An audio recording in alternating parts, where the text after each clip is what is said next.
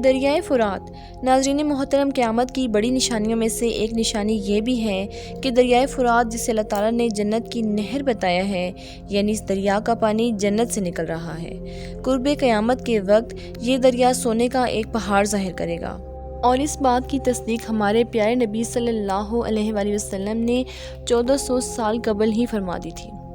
ناظرین، آگے بڑھنے سے پہلے آپ سے گزارش ہے کہ ویڈیو کو اینڈ تک ضرور دیکھیے گا، کیونکہ اس ویڈیو کے اندر اوتھینٹک انفارمیشن موجود ہے جس کے متعلق جاننا ہم سب کے لیے بہت ضروری ہے، کیونکہ موجودہ حالات کے پیش نظر قیامت کا وقت قریب ہی نظر آ رہا ہے۔ نبی کریم صلی اللہ علیہ وآلہ وسلم نے دریائے فرات کے بارے میں جو پیشن گوئی کی تھی، اور جو نبی کریم صلی اللہ علیہ وآلہ وسلم کی احادیث کے مطابق قیامت کی سب سے بڑی پیشن گوئیوں میں سے ایک ہے، وہ اس وقت پوری ہونے والی ہے۔ ماہرین بھی اس کے بارے میں وارننگز دے رہے ہیں، اور یہ ایسی پیشن گوئی ہے، اتنی بڑی ہے کہ اس کے نتیجے میں ہونے والا حادثہ اس قدر شدید اور بھیانک ہوگا کہ حدیث نبوی کے الفاظ میں اس جھگڑے میں 100 میں سے 99 لوگ مارے جائیں گے اور صرف ایک بچے گا، یعنی 99% متحرک گروہوں میں سے صرف 1% بچیں گے۔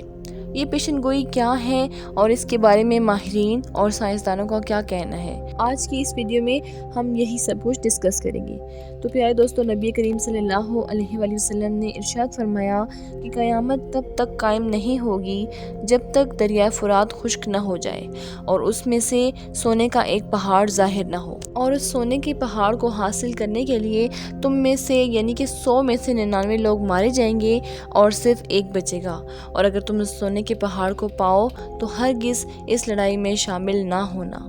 لڑائی میں شامل ہونے والا ہر شخص جہنمی ہوگا، اور وہ پہاڑ اللہ کی جانب سے ایک آزمائش ہوگا۔ سیدنا ابی کعب رضی اللہ تعالیٰ عنہ کہتے ہیں کہ لوگ دنیا کا مال جمع کرنے کے لیے گردنیں پھنساتے رہیں گے۔ میں نے رسول اللہ صلی اللہ علیہ وآلہ وسلم کو یہ فرماتے ہوئے سنا ہے کہ عنقریب فرات سے ایک سونے کا پہاڑ ظاہر ہوگا، اور جب لوگ اس کے بارے میں سنیں گے تو اس کی طرف دوڑ پڑیں گے۔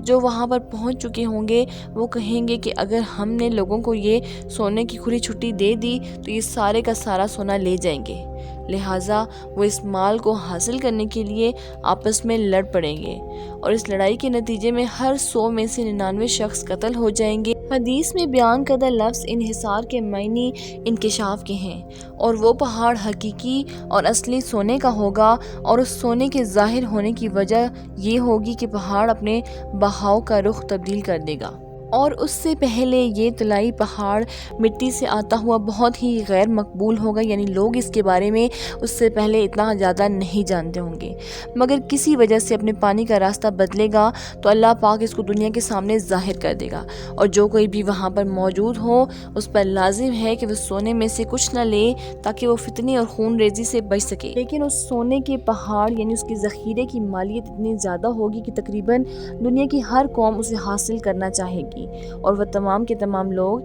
جو کسی بھی فریق کا حصہ بن کر اس ذخیرے کے حصول کی لڑائی میں شامل ہوں گے وہ تمام جہنمی ہوں گے، اور آخر کار سونے کے اس پہاڑ کو اللہ کی جانب سے غائب کر دیا جائے گا۔ یہ اتنی بڑی آزمائش ہوگی کہ اس سے اللہ رب العزت کے آخری رسول صلی اللہ علیہ وآلہ وسلم نے خود دور رہنے کا حکم دیا ہے۔ ناظرین، اگر ہم دریائے فرات کی اہمیت کی بات کریں تو اسے تینوں مذاہب یعنی اسلام، عیسائیت اور یہودیت میں اعلیٰ مقام حاصل ہے۔ یہاں تک اس دریا کے بارے میں ایک حدیث میں یہ الفاظ ملتے ہیں کہ دریائے فرات دراصل جنت کے چشموں میں سے ایک چشمہ ہے، یعنی اس دریا کا پانی صاف ستھرا اور پاکیزہ کرنے والا ہے۔ یہی تصور عیسائیوں کی کتاب بائبل میں بھی موجود ہے۔ بائبل کے چیپٹر 16 کے مطابق یہ دریا جنت کے دریاؤں میں سے ایک ہے، اور یہ خشک ہوگا اور دنیا کے تمام بادشاہ اس پر لڑائی کریں گے، یعنی یہ پیشن گوئی بائبل میں بھی موجود ہے، لیکن اس پیشن گوئی کو زیادہ وضاحت اور صراحت کے ساتھ نبی کریم صلی اللہ علیہ وآلہ وسلم نے ارشاد فرمایا ہے،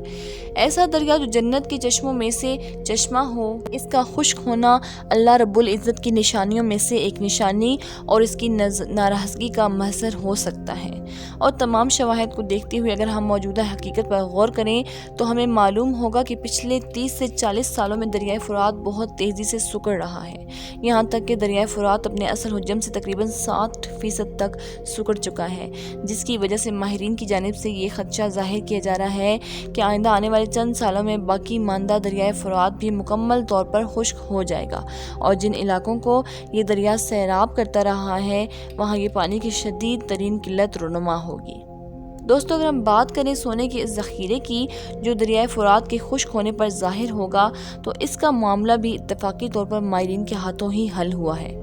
ہوا کچھ یوں کہ دریائے فرات کے سکڑنے سے متعلق تحقیق کرنے والی ماہرین کی ایک ٹیم نے دریائے فرات کے کنارے رہنے والے لوگوں سے انٹرویو کیے اور یہ جاننا چاہا کہ دریائے فرات کے سکڑنے کے بعد وہاں کی کم پانی میں موجود کم مچھلیاں اور دیگر اموات جن سے وہ لوگ اپنی روزی روٹی کماتے تھے، ان کے کم ہونے سے ان افراد کی زندگیوں پر کیا اثر پڑا ہے۔ ماہرین کی حیرت کی انتہا نہ رہی جب وہاں پر بسنے والے لوگوں نے یعنی خانہ بدوش ماہی گیروں نے بتایا کہ بے شک دریا سکڑ رہا ہے اور اس کے اندر سے مچھلیاں کم ہو رہی ہیں، جس کی وجہ سے مچھلیوں سے وابستہ کاروبار پہلے کی طرح نہیں رہا، لیکن دریائے فرات کے کناروں کی ریت میں آنے والا پانی سونے کے ذرات رکھتا ہے، اور ایسا پہلے کبھی نہیں ہوا، نہ ہم نے اپنے آباء و اجداد سے ایسا کبھی سنا ہے۔ ان ماہی گیروں کے مطابق جب انہوں نے دریائے فرات کے پانی سے ملی ہوئی ریت کو چھانا تو اس سے سونے کے چھوٹے چھوٹے ذرات ملے،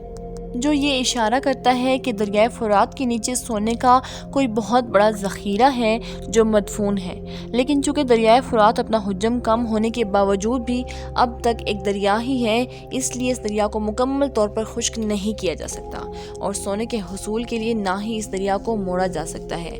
کیونکہ اس دریا پہ کروڑوں لوگوں کی زندگیاں انحصار کرتی ہیں۔ ماہرین کی تحقیق کا مقصد تو کچھ اور ہی تھا، لیکن یہ اس قدر بڑا انکشاف تھا کہ وہ اس پر تحقیق کرنے پر مجبور ہو گئے، اور ان کے لیے حیرت کے مزید جھٹکے ابھی بھی موجود تھے جب انہوں نے یہ جانا کہ اس کے بارے میں تو اللہ رب العزت کی الہامی کتابوں میں پہلے سے پیشن گوئی موجود ہے، یہاں تک کہ نبی کریم صلی اللہ علیہ وآلہ وسلم نے نہ صرف سونے کے ذخیرے کی پیشن گوئی کی ہے بلکہ اس کے نتیجے میں پیدا ہونے والے اس عظیم فساد کے بارے میں بھی بتایا ہے جو سونے کے اس ذخیرے پر قبضے کے لیے برپا ہوگا۔ دریائے فرات کا خشک ہونا، اس میں سے سونے کے ایک بڑے ذخیرے کا ظاہر ہونا اور اس کی ملکیت کے لیے دنیا کی بڑی بڑی طاقتوں کا آپس میں لڑنا، حدیث شریف کے الفاظ میں اس جانب اشارہ کرتا ہے کہ اس کے بعد سے قیامت کی فائنل نشانیاں شروع ہو جائیں گی۔ اس سے ہم اندازہ لگا سکتے ہیں کہ دریائے فرات کے خشک ہونے سے پہلے ہی دجال کا ظہور ہوگا اور اس کے ساتھ ساتھ امام مہدی علیہ السلام بھی لوگوں کے درمیان زائل ہوں گے۔ اسی طرح دریائے فرات کے خشک ہونے سے پہلے ہی حضرت عیسیٰ علیہ السلام بھی نازل ہوں گے، البتہ یہ تمام کے تمام فی الحال محض اندازے ہیں اور اس کے بارے میں حتمی طور پر کچھ نہیں کہا جا سکتا۔ البتہ یہ طے ہے کہ دریائے فرات کا خشک ہونا ایک بہت بڑی علامت ہوگی اور حدیث کے الفاظ کے مطابق اس عظیم فساد کے بعد دنیا ختم ہو جائے گی،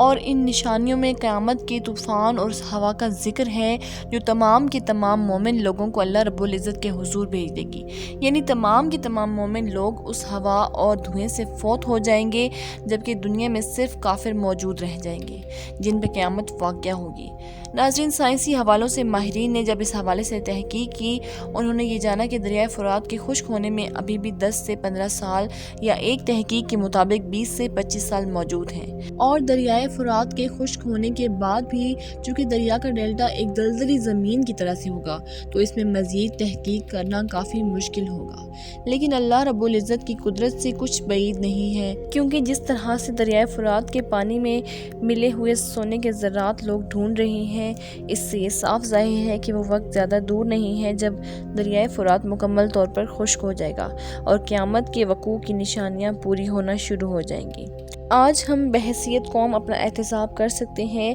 کہ ہم انسان جو کہ کچھ پیسوں کی خاطر کسی شخص کو مارنے یا قتل کرنے سے باز نہیں آتے، تو اس سونے کے پہاڑ کو اپنے سامنے دیکھ کر کس طرح سے ثابت قدم رہیں گے۔ دراصل اصل میں یہی ہمارا امتحان ہے، اور نبی کریم صلی اللہ علیہ وآلہ وسلم نے اپنے واضح الفاظ میں وارننگ دی ہے کہ کسی ایسی لڑائی کا حصہ نہ بنا جائے، کیونکہ اس لڑائی میں شامل ہونے والا ہر شخص جہنمی ہوگا۔ اللہ رب العزت سے دعا ہے کہ ہم سب کو دجال اور شیطان کے شر سے اور فتنوں سے اپنی حفظ و امان میں رکھے اور ہماری زندگی اور موت ایمان پر ہو۔ آمین ثم آمین۔